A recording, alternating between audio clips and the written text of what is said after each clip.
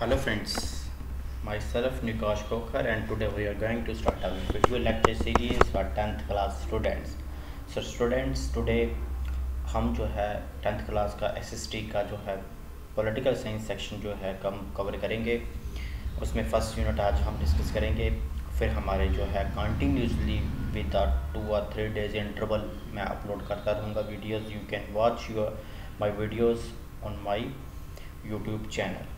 Okay, so what is power sharing. So power sharing से पहले हमें पता होना चाहिए पावर क्या होती है। सो पावर क्या होती है, बहुत सारे बच्चों के अलग अलग व्यूज़ होते हैं रिगार्डिंग पावर। सो यहाँ पे मैं आपको बता देता हूँ पावर क्या होती है। देखिए, पावर जो है एक कम्प्लेक्स फिनोमेना, आपका पावर को डिफ़ाइन नहीं कर सकते हो, लेकिन फिर भी पावर को डिफ़ाइन कुछ फिलासफर्स ने किया है, कुछ पॉलिटिकल जो स्कॉलर्स हैं उन्होंने डिफ़ाइन किया है, उनके डिफरेंट व्यूज़ रहे हैं पावर के रिगार्डिंग। सो पावर जो है वो क्या होती है, कोई भी ऐसी चीज़ something that can be converted into result. Power वो चीज़ होती है जिसके थ्रू हम जो है कोई भी रिजल्ट जो है हासिल कर सकते हैं, that is called power. Sharing means you have to share, you have to divide the power. So in political science power sharing is very very important. Why it is important? Because democracy rely on power sharing. If there is a power sharing, it means that democracy is there. If there is no power sharing, it means that there is no democracy exist in that particular country. Is that clear? Now move on, what is power sharing? So power sharing क्यों important है, इसके ऊपर जो है दो stories के through जो है हमारी पॉलिटिकल साइंस में उसकी इम्पोर्टेंस बताई हुई है। फर्स्ट स्टोरी जो है वो बेल्जियम की है, सेकंड जो है वो श्रीलंका की है। सो हम इन स्टोरीज़ को वन बाय वन हम क्या करेंगे, डिस्कस करेंगे। सो फर्स्ट ऑफ ऑल हम डिस्कस करेंगे आपकी बेल्जियम एंड श्रीलंका। ओके, तो पहले हम बेल्जियम करेंगे, then thereafter will discuss the Sri Lankan yes power sharing story. Okay, दोनों की जो स्टोरीज है बिल्कुल जो है डिफरेंट है, it is not an similar. Okay, so ये चीज़ ध्यान में रखना है। सो बेल्जियम के बारे में बात करें कि बेल्जियम जो है एक छोटी सी कंट्री है यूरोप के अंदर।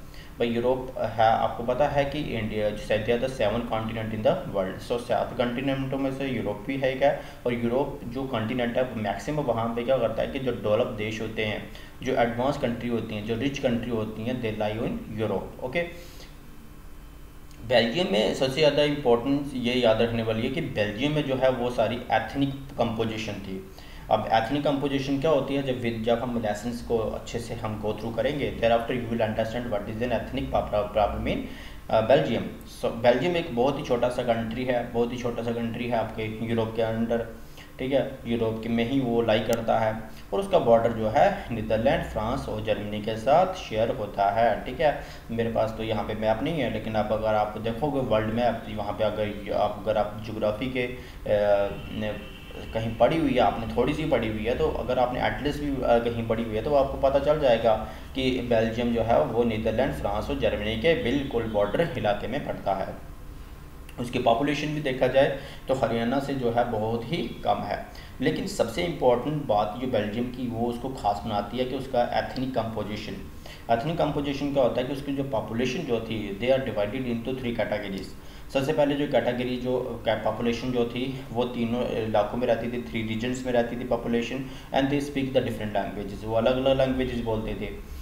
जैसे हम बात करें फ्लेमिश रीजन जो था, फ्लेमिश रीजन में 59% जो लोग जो थे, ठीक है, फ्लेमिश रीजन में रहते थे, और वहाँ पे जो है डच लैंग्वेज वो लोग बोलते थे। जो फ्लेमिश रीजन में रहते थे वो डच लैंग्वेज बोलते थे। कितने परसेंट थे, 59%, 1 पॉइंट। सेकंड पॉइंट हमारे पास होता है 49% जो लोग रहते थे दैट इज विलानो रीजन में रहते थे, and they speak the French language.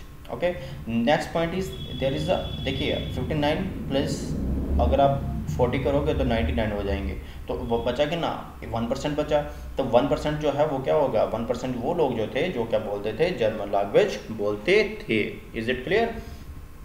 Okay, तो हाँ, लेकिन इसमें एक और प्रॉब्लम बन गई कि जो बेल्जियम की जो कैपिटल थी दैट इज़ ब्रसल्स में जो उल्टा था सारा, क्योंकि ब्रसल्स में क्या था कि जर्मन के जो लोग हैं, जर्मन स्पीकिंग वाले लोग जो हैं, ठीक है, जर्मन स्पीकिंग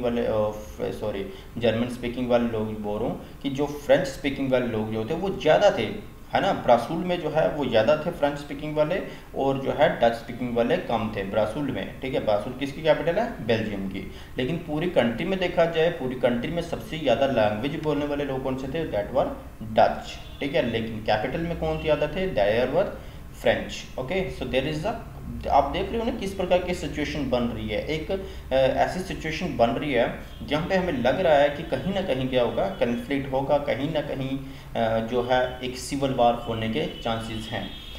अब सिविल वार क्या होती है, बहुत सारे बच्चों को सिविल वार के बारे में भी नहीं पता होगा। सो देयर इज 3 टर्मों के बारे में यहाँ पे आपको बता देता हूँ। देखिए, पहली जो टर्म होती है दैट इज कॉल्ड वार। वार क्या होता है? जब एक देश का दूसरे देश के साथ झगड़ा होता है, लड़ाई होती है, उसको हम बोलते हैं, सिंपलर अपने टर्म में बोलते हैं, war. So what is civil war? Civil war क्या होती है? जब देश के अंदर ही क्या होता है, 2 ग्रुप के लोग जो हैं वो क्या करने, लड़ना स्टार्ट हो जाते हैं, that is called civil war, okay. So war बता दिया, सिविल वार बता दिया, एंड एक टर्म आती है, वो आती है cold war. So cold war क्या होती है? सो कोल्ड वार क्या होती है? There is a war like situation but war will not happen.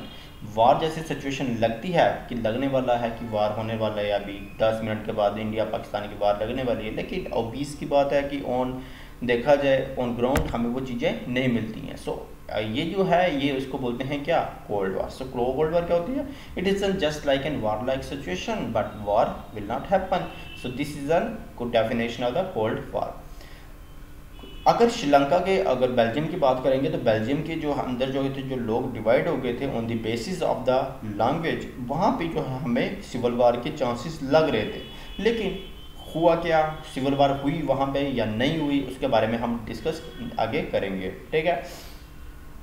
तो यहाँ से हमें एक तो पता चल गया कि जो डोमिनेंस था किसी, यानी कि अगर कैपिटल में देखा जाए, जो बेल्जियम की जो कैपिटल थी ब्रसल्स, तो वहाँ पे सबसे ज़्यादा जो थे वो फ्रेंच वाले थे, ठीक है। और पूरी कंट्री में जो सबसे ज़्यादा लैंग्वेज बोलने वाले वो कौन से थे? डच थे। तो ऑब्वियस की बात है, कहीं ना कहीं क्या करेंगे, एक दूसरे से क्लैश करेंगे ही करेंगे, ठीक है।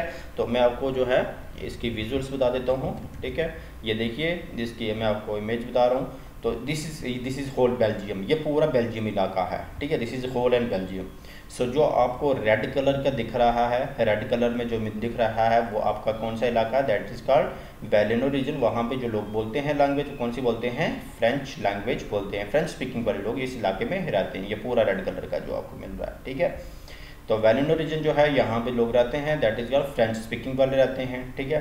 तो नहीं, यहाँ पे जो रहते हैं ये रहते हैं आपके डच स्पीकिंग वाले, यहाँ पे लोग रहते हैं, ओके। तो ये जो आ गया आपका साइड से जो आपको मिल रहा है, this is in yes in pink colour and there is a lining also. So ये जो इलाका है, ये इलाका जो है ये आपका, कि यहाँ पे जर्मन लोग रहते थे, ठीक है। So what is this? This is a capital. This is a capital of Belgium. That is called Brussels. So Brussels जो है ये कैपिटल थी, ओके। नेक्स्ट हम करते हैं स्टार्ट।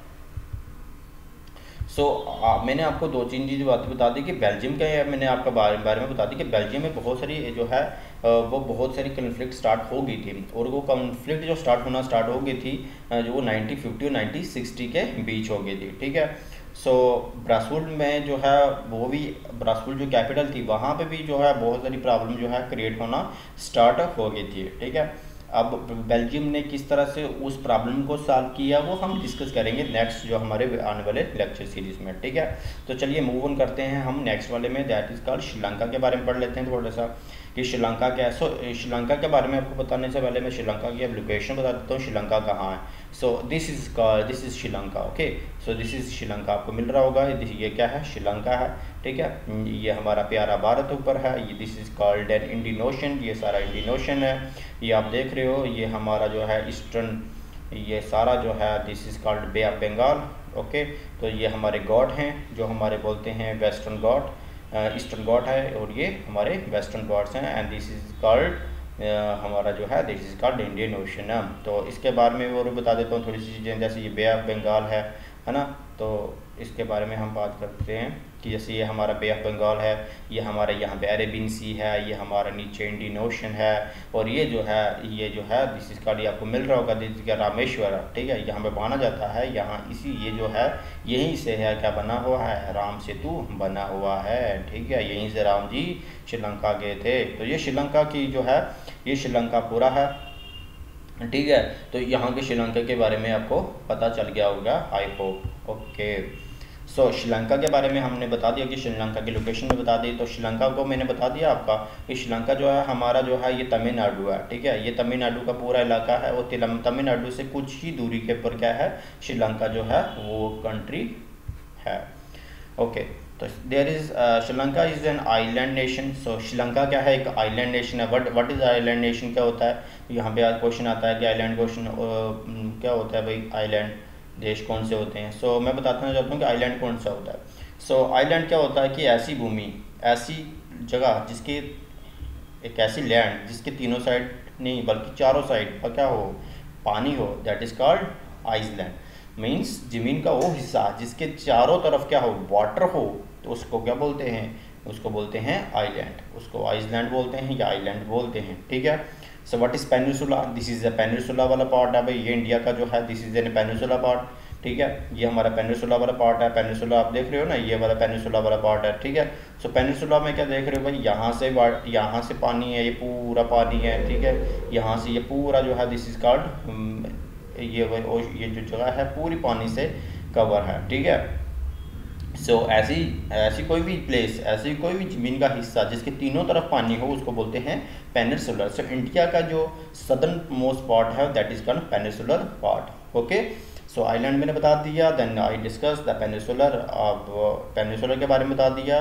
तो ये है आपका तमिलनाडु। तमिलनाडु से कुछ ही दूरी के ऊपर क्या है, आपका श्रीलंका है, ठीक है। चलिए मूव ऑन करते हैं नेक्स्ट पे कि मैंने बता दिया है कि श्रीलंका में क्या था। अब श्रीलंका श्रीलंका की जो पॉपुलेशन है वो 2 करोड़ से भी ज़्यादा है, ठीक है। इट्स ए पॉपुलेशन 2 करोड़, ठीक है, 2 करोड़ से भी ज़्यादा होगी, ठीक है। मतलब जितनी हरियाणा की पॉपुलेशन है उतनी ही इसकी हरियाणा की पॉपुलेशन के मुताबिक ही हमारी श्रीलंका की पॉपुलेशन भी होगी।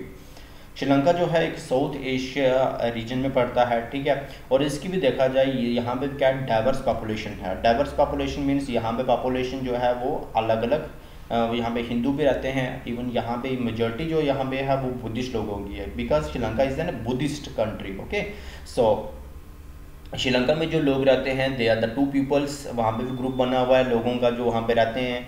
तो they are divided into Sinhala speakers and Tamil speakers. Sinhala speakers जो हैं वो वहीं के हैं, ठीक है। सिन्हाला लैंग्वेज बोलने वाले लोग जो हैं वो 74% है श्रीलंका के अंदर। ओके, तमिल स्पीकर्स कितने हैं, 18% हैं, ठीक है, 18% है। और उन 18% में से भी देखा जाए 18% में से भी देखा जाए तो कुछ जो हैं ये जो तमिल स्पीकर्स हैं इनको फर्दर 2 कैटेगरीज में डिवाइड किया गया है। यहाँ पे कुछ इंडिया के तमिल स्पीकर्स हैं और कुछ श्रीलंका के जो है जो श्रीलंका में जो है श्रीलंका के ही हैं, ठीक है। इंडियन तमिल कैसे बोल सकते हो भाई, इंडियन तमिल आप इस तरह से बोल सकते हो कि जब कॉलोनियल पीरियड था, जब हम ब्रिटिश का गुलाम थे, ओके, जब हम ब्रिटिश का गुलाम थे, हम नीचे चलते हैं देखते हैं, हाँ, तो जब हम ब्रिटिश का क्या कहते हैं गुलाम थे, तो वहाँ पे क्या था, बहुत सारे, जब हम ब्रिटिश के गुलाम थे तो बहुत सारे जो इंडियन जो थे वो माइग्रेट होके कहाँ चले गए थे, श्रीलंका में चले गए थे, ठीक है। तो वहाँ पे वो प्लांटेशन का काम करते थे और वहीं पे वो सेटल हो गए थे।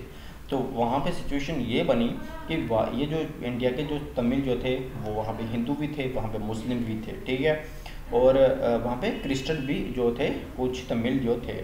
लेकिन देखा जाए कि वहाँ पे सबसे ज़्यादा जो कन्फ्लिक्ट थी वो किसकी थी, लैंग्वेज के बेस के ऊपर, ठीक है।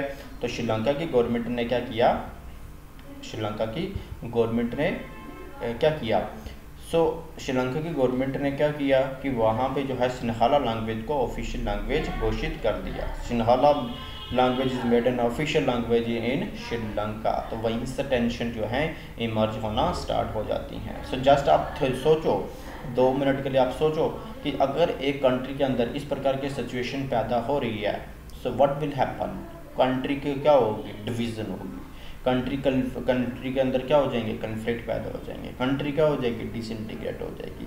सो बहुत सारे कॉन्सिक्वेंसेस निकल सकते हैं, बहुत सारे जो हैं रिजल्ट हमें मिल सकते हैं अगर ये चीज़ें होती हैं तो।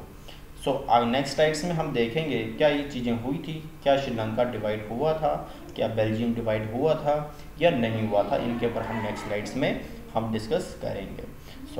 फ्रेंड्स, आज हम इतना ही हमने पढ़ा है। तो मैं थोड़ा सा फिर से रिवाइज कर देता हूँ कि श्रीलंका के बारे में हमने पढ़ा कि श्रीलंका में क्या था, श्रीलंका में सिन्हालास और तमिल्स के बीच जो कन्फ्लिक्ट थी रिगार्डिंग लैंग्वेज। बेल्जियम के बारे में पढ़ा, बेल्जियम में जो एथनिक कंपटीशन था बहुत ही कम्प्लेक्स था, ठीक है। डच स्पीकिंग थे, फ्रेंच स्पीकिंग वाले बोलने वाले थे, देन जर्मन स्पीकिंग वाले वहाँ पे लोग रहते थे।